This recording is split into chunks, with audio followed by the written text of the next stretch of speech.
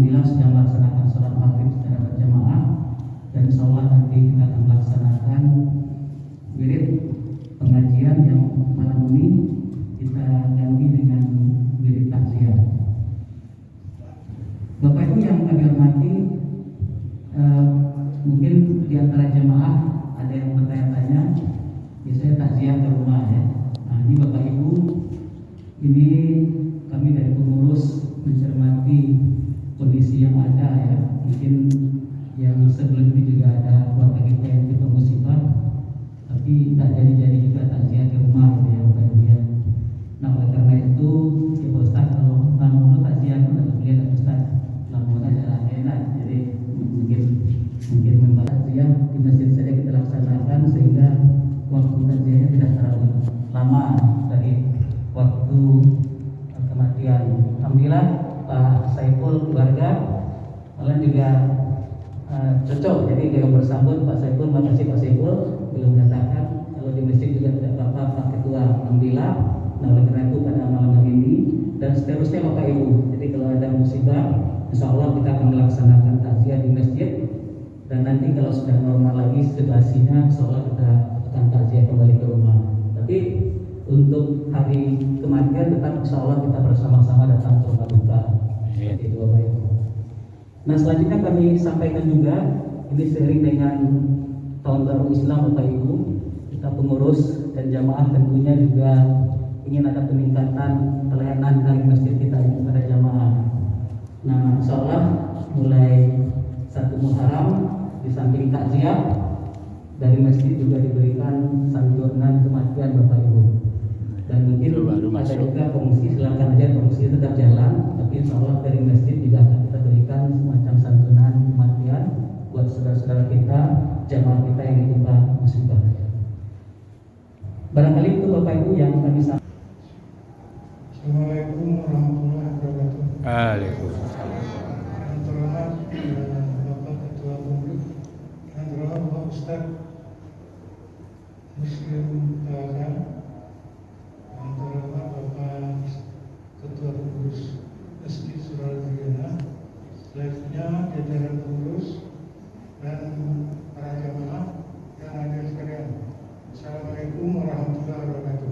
Waalaikumsalam. Innalillahi wa inna ilaihi raji'un. Telah berpulang dan istri saya bernama Harmanawi pada tanggal 2 Agustus 2021. Sebagai jemaah yang lama di masjid ini, tentu tidak luput dari kesalahan dalam bergaul dengan Bapak. Itu kami memohon kepada Ibu dan Bapak untuk memaafkan beliau. Dan sebelumnya kami juga telah memaafkan, dan juga kami juga tidak akan ada. Tapi kalau ada, kami telah memaafkan kesalahan-kesalahan atau keinginan dari Ibu dan Bapak terhadap keluarga kami. Selanjutnya kalau ada terjadi tanggung-tanggung istilahnya, mohon dikabari ibu kami dan kami akan menyelesaikan untuk memperpanjang waktu. Demikian saja dari kami. Wabillahi taufiq wal hidayah. Assalamualaikum warahmatullahi wabarakatuh. Waalaikumsalam.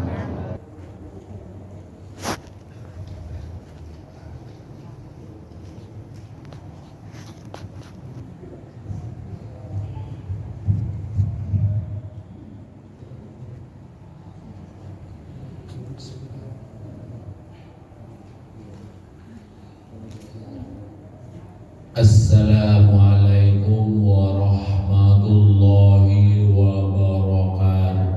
Waalaikumsalam warahmatullahi wabarakatuh. Alhamdulillahillazi khalaqal mauta wal hayata liyabluwakum ayyukum ahsanu amala wa huwal azizul ghafur. Asyhadu an la ilaha illallah wa asyhadu anna Muhammadan abduhu wa rasuluh sallallahu alaihi wasallam la nabiyya ba'dah.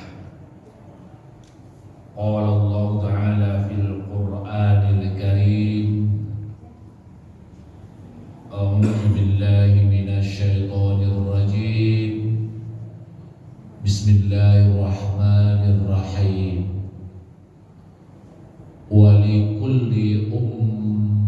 ummatin ajal fa iza jaa ajaluhum la yastakhiruna sa'atan wa la yastaqdimun.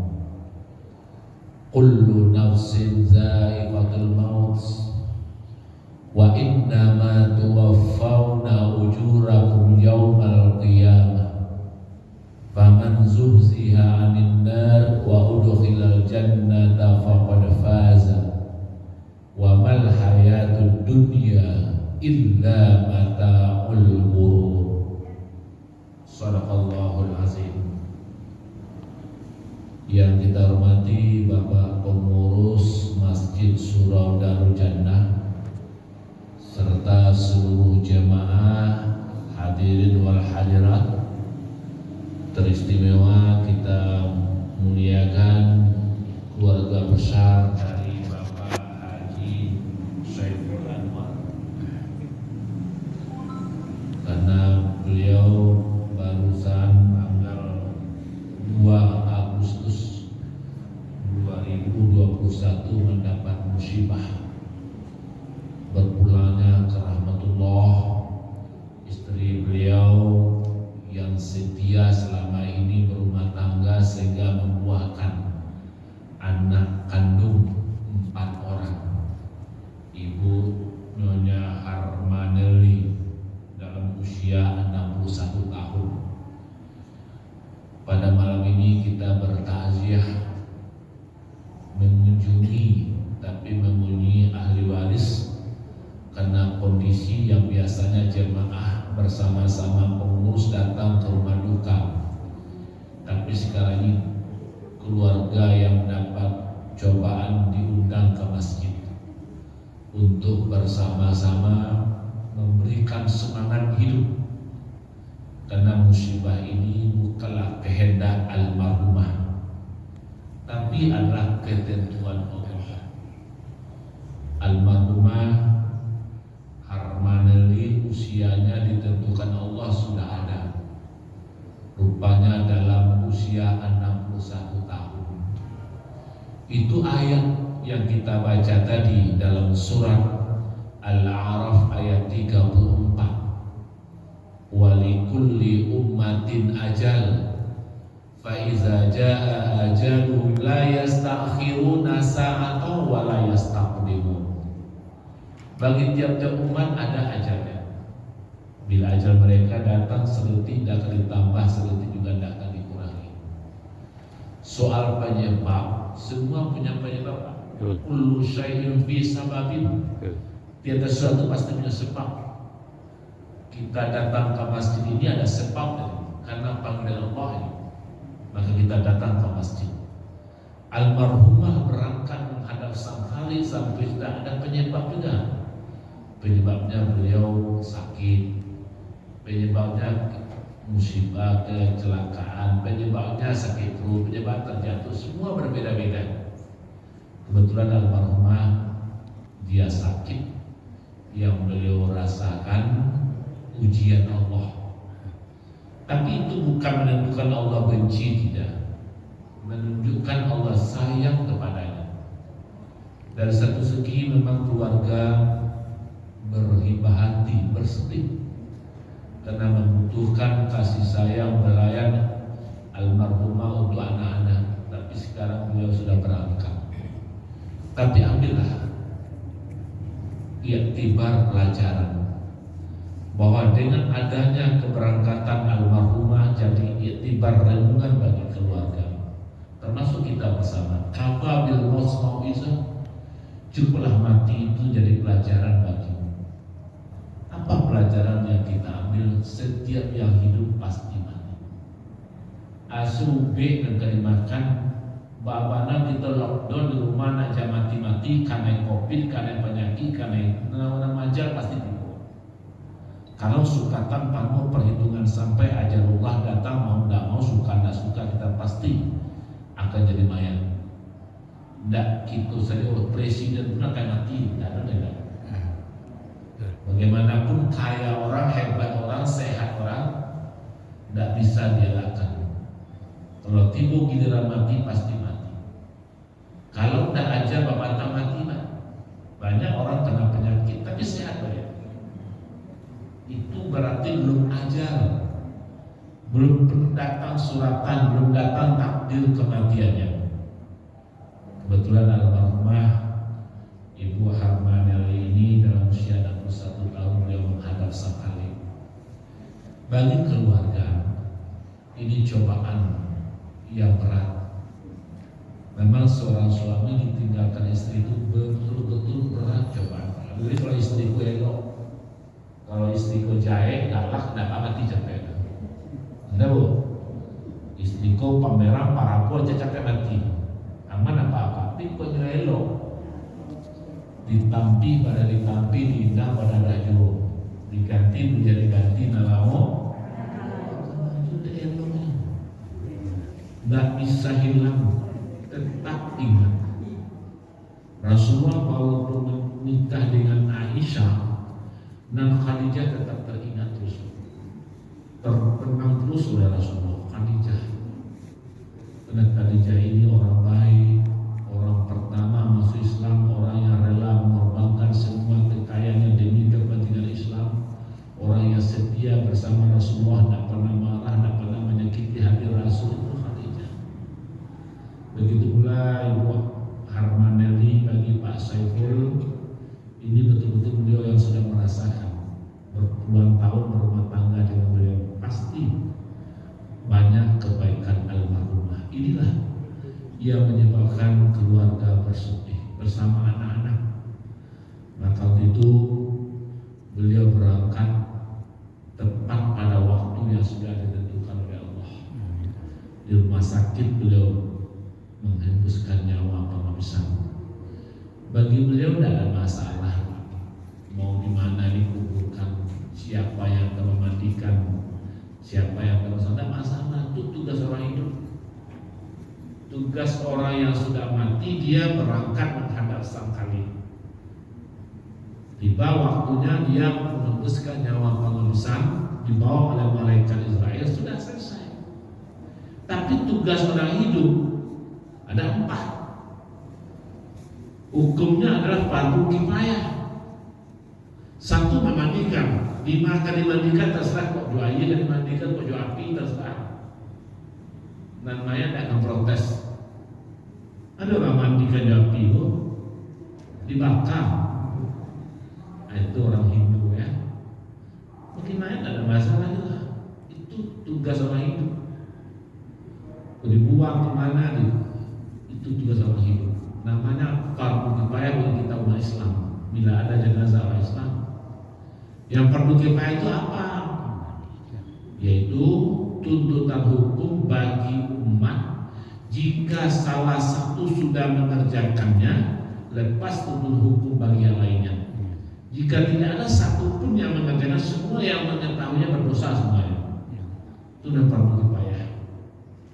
Memandikan sudah, dikapani sudah dikapani, kalau buku ya pasti itu terserah itu karena orang itu dan kalau dosa itu apa? Namanya ada problem. Yang ketiga disolatkan. Solat dan disolatkan karena orang itu. Maka orang itu dan kalau dosa disolatkan bagus banyak, dan disolatkan tangguh resiko. Orang itu punya kewajiban untuk mensolatkan jenazah. Barang banyak orang, tapi tadi 1 saja yang lepas sudah selesai, lepas dulu terbuku. Seorang saja sholat jenazahnya selesai. Apalagi lebih dari 1 atau beberapa orang. Boleh sholat gaib, karena sholat gaib. Yang sholat gaib itu kalau jenazahnya dikhawatirkan tidak disolatkan. Si A mati di tempat kafirun, tidak disolatkan jenazahnya, entah teriakuannya sholat gaib. Tapi kalau sudah selesai, sudah jelas ada disolatkan, kita sholat gaib juga, atas serah saja. Kan banyak orang ngomong sana, nggak kemelarang orang, nggak kemelarang sholat gaib. Tapi yang jelas orang yang mengetahui sudah melaksanakan. kemudian dikuburkan, dimakan di kuburan, terserah orang itu asal yang masuk tanah di kuburan, dan jenazah akan ditanggungjawabkan atas segala perbuatannya, amaliyahnya, ibadahnya, semua kelakuannya dipertanggungjawabkan oleh Allah. Hanya saja ini yang diharapkan almarhumah sekarang ini adalah doa. Awaladin solehin yad'u lahu. Yang paling utama doanya anak yang soleh. Ada sampai anak beliau ya Pak Sepul. Berapa lagi? Satu laki, 3 perempuan. Habis beribadah baru mendoakan. Jadi yang sebaik-baik berdoa itu sesudah beribadah. Iyyaka na'budu wa iyyaka nasta'in. Kepada Engkau ya Allah kami menyembah, dan kepada Engkau ya Allah kami minta tolong. Beribadah dulu. Habis sholat doakan orang tua. Anak buah hati, belahan jantung, qurrata ayun, tempat tumbuh rasa kasih sayang, ubah jariah, panalai damam, subyek situ seguyang sinan. Ikul kalau mendoakan tidak ada batas. Yang diminta doa, doa ampuni dosanya. Diajarkan oleh Allah dalam surat Al-Isra ayat 23 ayat 24 ada doa.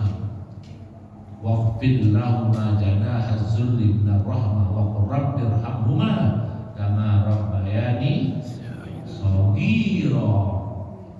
Kita minta anak mendoakan ya Allah, Allahumma firli zunubi wa liwalidayya, ya Allah ampuni dosaku dan dosa kedua orang tuaku, dan sayangi kedua orang tuaku ya Allah sebagaimana ia menyayangi aku waktu aku kecil. Di anak mendoakan ya Allah, ampuni dosa mamaku ya Allah, ampuni dosa ibuku ya Allah, lapangkan kuburnya ya Allah, dinginkan kalau panas ya Allah, Engkau berikan pahalanya ya Allah, Engkau balasi dengan surga Jannatun Naim. Kok anak mendoakan orang tua model itu insya Allah. Barampe anak beliau 3 perempuan 1 laki-laki sudah beribadah doa. 5 sampai beribadah terserah. Dari masjid, dari rumah beribadah, lalu berdoa, minta kepada Allah. Dan kita mintakan ampuni dosanya, sayangi orang tuaku, mamaku ya Allah, sayangi orang tuaku ya Allah, lapangkan kuburnya ya Allah, jadikan surga tempatnya ya Allah. Amin. Ini itu yang ditunggu sekarang oleh almarhumah. Dan bagi suami orang muslim mukmin boleh mendoakan, tidak ada salah. Sejak khatib berdoa, sholat membaca khutbah pasti berdoa untuk seluruh kaum muslimin sedunia. Dan disambung namun Allahumma ghafir lil muslimina wal muslimat wal mu'minina wal mu'minat al ahya'i minhum wal amwat innaka sami'un qaribun mujibu da'wat ya qadiyal hajat. Setiap khatib ratusan ribu orang di dunia khatib berkhutbah, setiap khatib berkhutbah di khutbah kedua berdoa, ya Allah ampuni dosa orang Islam laki-laki, orang Islam perempuan, diaminkan oleh jamaah. Orang mukmin laki-laki, orang mukmin perempuan, baik yang masih hidup maupun yang telah mati. Itu doa. Maka suami mendoakan termasuk doa untuk muslimin dan muslimat, mukminin dan mukminat. Maka doa itu perlu. Silakan. Senjata kita doa sijnul mukminin. Doa itu senjata bagi orang mukmin. Itu bagi kita. Apalagi ada khusus dikatakan oleh semua, doa orang teraniaya paling mustajab. Doa. Didoai ini akan dikabulkan oleh Allah. ARS pernah berdoa bagi orang yang hukumnya. Apa sudah terkabul doanya belum? Doa. Jadi doa orang teraniaya. Maka itu kaum muslimin dan muslimat, Pak Saiful Anwar bersama anak-anak, bersama menantu dan cucu, tetap doakan almarhumah. Kemudian apa tugas ahli waris? Pertama, setelah selesai penyelenggaraan jenazah itu, yang pertama meminta maafkan kesalahan almarhumah. Beliau jemaah kita, bergaul dengan kita, manusia biasa. Beliau capek katon capek kaki telangkan tasimo karena telanton dikaturun. Kalau ada beliau bersalah, mari kita dengan tulus ikhlas memaafkannya. Lebih maafkan Bapak Ibu. Amin. Mudah-mudahan Ibu Harmanelli ini binti Harun Abu Namas, semua yang berkaitan dengan kita soal kesalahan telah kita maafkan. Dan kesalahan kita kepada almarhumah tentu melalui ahli waris bisa sekedar basa-basi. Sebenarnya maaf itu dari yang bersangkutan. Beliau tidak ada lagi gimana. Yang kedua, membayarkan utang piutang. Tadi ada ahli waris Pak Saiful, kalau ada beliau berutang namanya duit, kadang-kadang piti tidak tahu kembali garam, kembali lado, piti kurang. Utang beliau, tak cukup piti apa dah? Kan utangnya masuk. Awak belanja saya sampai 20 ribu, piti tahu 30 ribunya, nah 10 ribu. Nah, utang lupa, tak cukup dia bodoh, barang tabiat bisa jadi. Itu tak pilih orang kaya orang miskin apa, namun lupa. Jadi berutang bukan karena miskinnya dah, tapi berutang karena lupanya. Tidak ada hal katakan hasil yang bayar. Keinginan nanti lain, tapi bang bayarnya lain. Tolong, pada hal-hal itu tolong dimaafkan saja. Oh, marah banyak, piti 10 ribu ada masuk kepada keluarganya. Pak, istri Pak dulu hari itu tanggal itu jam sekian belanja piti, belanja sampai 10 ribu, piti 30 kurang 10 ribu Pak. Kini Pak bayi 10 ribu. Asal ada bukti. Al-bayyinatu 'alal mudda'i wal yaminu 'ala man ankara. Bukti bagi orang menuduh, sumpah bagi orang yang mengingkarinya. Kalau memang ada bukti, ini buktinya Pak. Makanya itu utang kok harus dicatat. Itu mengamalkan surat Al-Baqarah ayat 282. Jika ada utang piutang kok catat. Supaya apa? Supaya bisa diselesaikan oleh ahli waris. Makanya kaum muslimin dan muslimat utang piutang kok perlu. Tapi kalau bisa memaafkan lebih bagus. Tapi kalau banyak utang di mana-mana, itu ahli waris biar habis harta warisannya untuk berutang, bayarkan utangnya. Karena utang inilah yang menyebabkan nafsul mu'mini mu'allaqatu bidainihi hatta yuqda'a. Jiwa seseorang mukmin akan terkatung-katung disebabkan utangnya, sehingga utang dibayar oleh ahli warisnya. Jadi utang kok mati ada utang, itu namanya kita sangsara. Kecek kawan, roh gentayangan, mana roh gentayangan karena utang. Jadi kalau ada apa ibu bawa utang, capek lah bayi sebelum mati. Karena bawa utang apa mana, tidak mau bayar. Kamu jual bosnya berapa banyak orang utangannya juga bayar, rancangan. Sana bawa utang di kampung, janji seminggu, jadi semua hari dah ada bayar. Tangga utang. Ya bawa lah.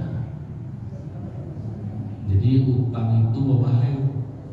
Kalau kita mati dalam keadaan berutang, ahli waris berkewajiban segera menyelesaikan utang-utang tersebut.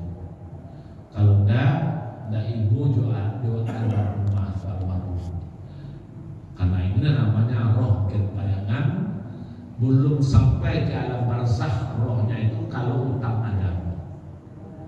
Ikodape utang pun cepat dibayar, Siapa ada utang Ustaz? Salah negara ada utang. Kalau negara ada utang, presiden tanggung jawab soal. Ini tanggung tangan mah. Teman-teman. Kaum muslimin dan muslimat rahimahullah. Yang ketiga, jalin silaturahim yang pernah dibina oleh almarhumah. Usianya bersahabat selama ini bagus saja sampai putih. Sekadar kemampuan kita. Jadi adalah masih ada komunikasi dan jalin. Misalnya anak jumbaku aja sampai putus. Jalin komunikasi. Silaturahim tidak boleh putus. Fal yasil rahimahu, hubungkan silaturahim. Jangan kembali silaturahim itu. Yang keempat, doa dari anak yang saleh yang berkata tadi. Kaum muslimin dan muslimat, kematian ini memang musibah. Nah, musibah kan ada awasin. Rasulullah pun dapat musibah. Sampai beliau dihibur oleh Allah Isra Mi'raj, karena sebelumnya beliau mendapat musibah secara beruntun yang dialami oleh Rasulullah. Padahal beliau Habibullah, kekasih Allah, kok diberi cobaan oleh Allah. Itulah ahasiban nasu ayyutraku ayyaqulu amanna wa hum la yuftanun. Apakah manusia akan kami biarkan saja mereka mengucapkan kami beriman, padahal mereka belum kami uji oleh Allah. Ini ujian. Seorang mahasiswa mau sarjana harus ujian dulu. Kok dia saya gelar Pak, untuk Kamegawati dia bisa gelar. Setelah itu tidak ada nikmat memakai gelar, karena tidak berjuang. Tapi mahasiswa yang kuliah habis waktu 3,5 tahun, paling cepat 4 tahun. Ujiannya sekian kali Pak, dilalui semester 1, semester 2, 3, 4, 5, 6, 7 sampai 8, sampai ujian akhir, ujian skripsi, kompre. Itu harus lulus. Ujian tidak lulus tidak jadi, jangan semua satu mata kuliah tersangkut tidak jadi sarjana. Harus lulus. Makanya bagaimana lulus? Berusahalah. Begitu pula kita diuji oleh Allah, cobaan ini berat. Itu ayat. Kita baca dalam surah Al-Baqarah ayat 155. Walanabluwannakum bisyai'in minal khawfi wal ju' wa naqsin minal amwali wal anfusi wath thamarat wa basyirus sabirin allazina idza asabatuhum musibah qalu inna lillahi wa inna ilaihi raji'un ulaika alaihim shalawatun min rabbihim wa rahmah wa ulaika humul muhtadun. Allah ungkapkan, kami hendak menguji kamu, kata Allah. Siapa kamu? Orang beriman. Kalau orang kafir bukan diuji, tapi dilaknat, dikutuk, disiksa, diazab. Orang mukmin diuji. Kami hendak menguji kamu, kata Allah. Karena sebelum ayat itu, 2 ayat sebelum itu adalah panggilannya ya ayyuhallazina amanu ista'inu bis-sabri was-shalah innallaha ma'as sabirin. Ayatnya orang beriman. Kami hendak menguji kamu, hai orang beriman, kata Allah. Berupa apa? Ada berupa sedikit ketakutan padaku. Alumpai lalu balik, alumajubo lalu mundur ke belakang. Takui. Ada manusia penakut Pak, naik motor takui masuk jurang, naik pesawat takui meledak jatuh ke bawah, naik kapal laut takui datang badai gelombang tenggelam, berjalan kaki takui disenggol oleh orang, di rumah seorang takui dihantu. Iya tuh. Ya. Takui. Lagi wanita kok Pak. Waktu gadis banyak. Tapi setelah bersuami menakui, dah seorang tapi dulang dah takui dah.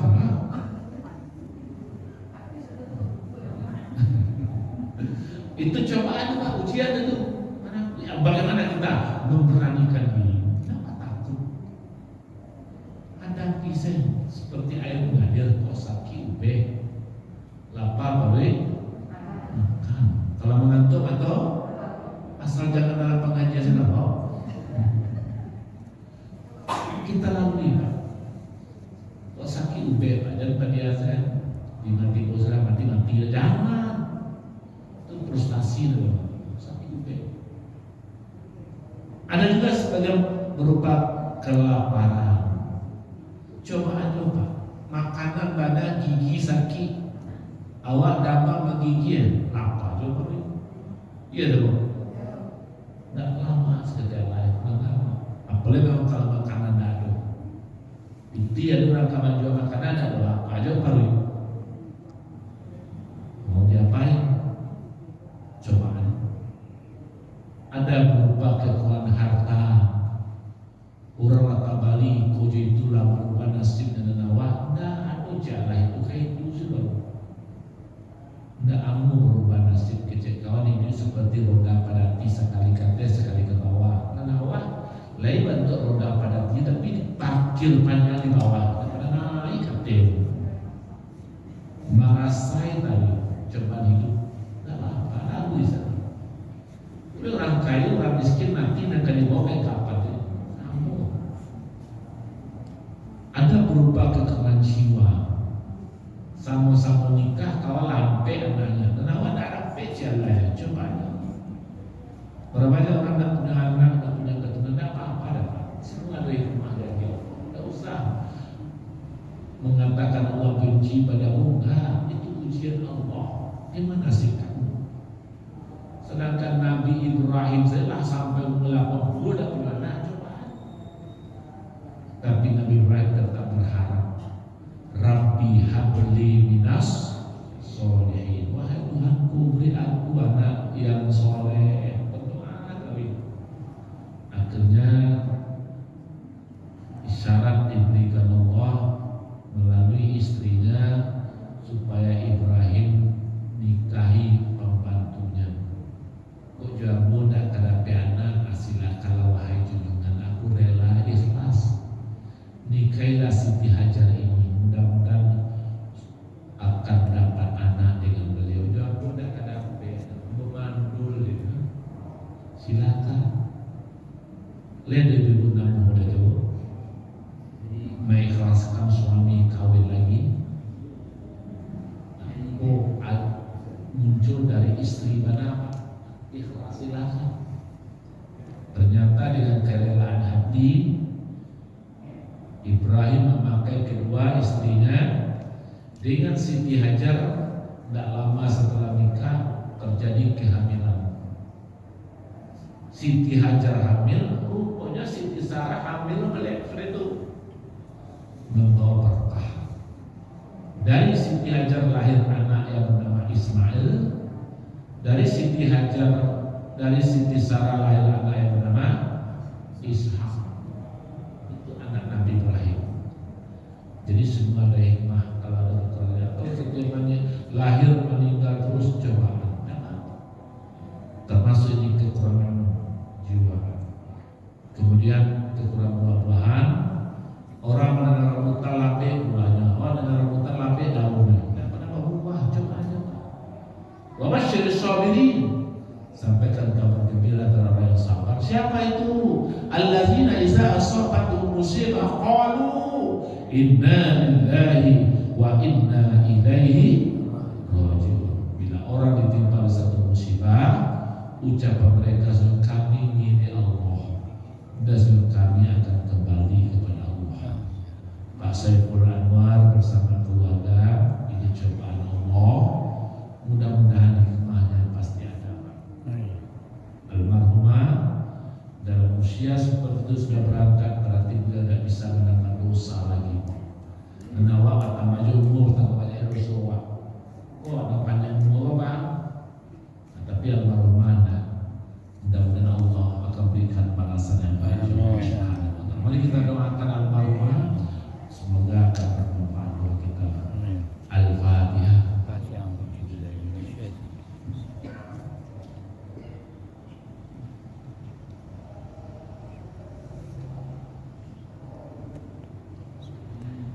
Na'udzubillahi minasyaitonir rajim. Bismillahirrahmanirrahim.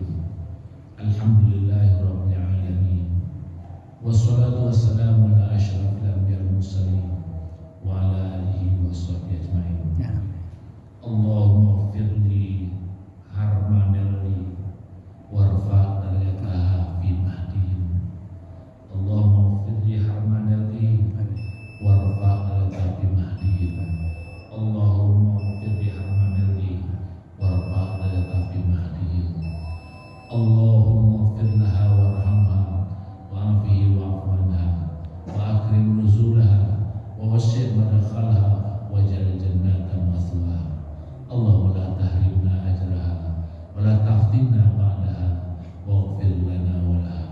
Allahumma ighfir lil muslimina wal muslimat wal mu'minina wal mu'minat al ahya'i minhum wal amwat innaka sami'un qaribun mujibud da'wat ya qadil hajat. Rabbana zalamna anfusana wa illam taghfir lana wa tarhamna lanakunanna minal khasirin.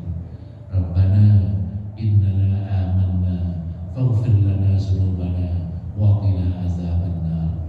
Rabbana atina fid dunya hasanah wa fil akhirati hasanah wa qina azabannar. Subhana rabbika rabbil izzati amma yasifun wa salamun alal mursalin walhamdulillahi rabbil alamin. Demikian ceramah takziah kita pada malam ini. Mudah-mudahan Pak Saiful Anwar bersama anak-anak, keluarga, menantu dan cucu-cucu tetap mendapat berkah insyaallah. Amin. Wassalamualaikum warahmatullahi wabarakatuh. Waalaikumsalam warahmatullahi wabarakatuh.